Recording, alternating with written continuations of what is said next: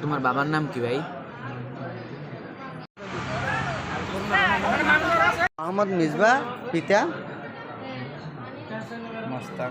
মুস্তাক আহমদ, ফতে কারকুল, তলিয়াপাড়া। আমার নাম হাসিনা। স্বামীর নাম কি? মোহাম্মদ আয়ুব। মোহাম্মদ আইয়ুব। অনর বয়স কত? 38। ঠিকানা হামনাত? উপজেলা গয়ান্তলী।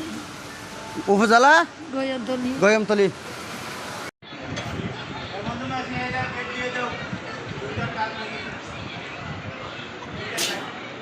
আমি কক্সবাজার থেকে রামু যাচ্ছি। যাওয়ার পরে আমি একটা ওই রোড থেকে যাত্রী নিয়েছি। যাত্রীটা নেওয়ার পরে আমি করলিয়ার নামবে। নামার পরে আমি যাচ্ছি, কিন্তু আমি ব্রেক করবো ওনাকে নামা দেওয়ার জন্য।